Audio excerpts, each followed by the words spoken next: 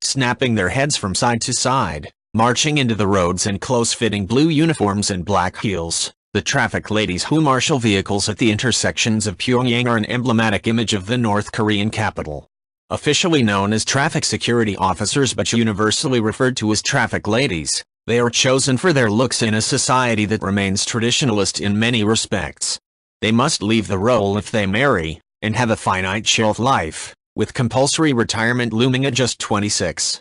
The 300-odd ladies are unique to Pyongyang, which North Korean authorities are always keen to present in the best possible light despite their nuclear-armed country's impoverished status, and ensure a steady supply of photogenic young women who are the favorite subject of visiting tourists and journalists. They are representing the capital city, explained a senior officer of the Ministry of Public Security, which supervises traffic regulation. That's why they are selected based on their appearance and physique. No age limit applies to their roughly 400 male counterparts, who tend to be stationed at roundabouts. The rules were because normally, the women in our country marry at the age of 26 or 27 inches, explained the officer, who did not want to be named. Because the role is tough and difficult, they can only do the job when they are single. Tough training. The traffic ladies were originally introduced in the 1980s, when vehicles were a rarity on the streets of Pyongyang and remained so for decades, giving rise to the surreal sight of them directing, with precision and energy, non-existent cars on wide but deserted boulevards. As part of North Korea's security forces they hold officer ranks, and Senior Captain Ri Myung-sim, 24, said, "I have to carry out each and every action with discipline and spirit." A 7-year veteran, she cuts an imposing presence in her high-peaked cap and white gloves. Her tough training had involved exhausting repetition of the moves, she told AFP.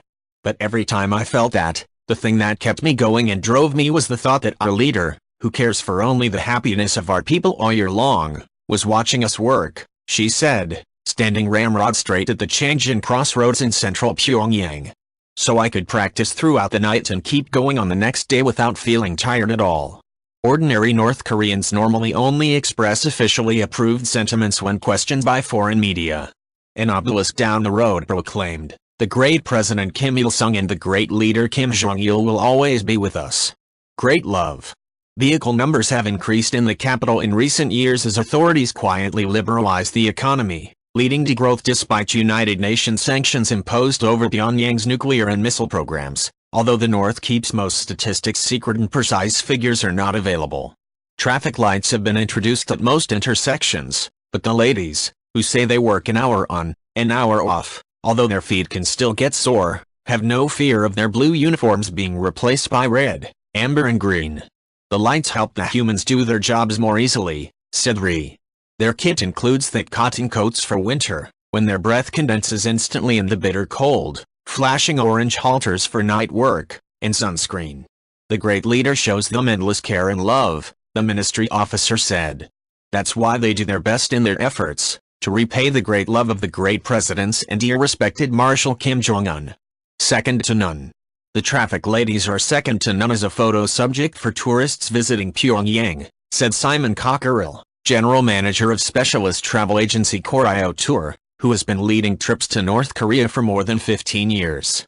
"They appear to have the dual function of directing traffic and brightening up the streets of the capital," he said. "I don't believe there has been a tourist who has visited Pyongyang and not taken a photo of a traffic lady. I think it would be no exaggeration to call them iconic," he added, although they were somewhat objectified by visitors.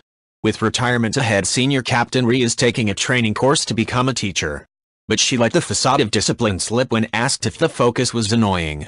"We are so concentrated on doing our jobs we rarely notice the attention," she giggled. If you like this video, please leave a like and subscribe.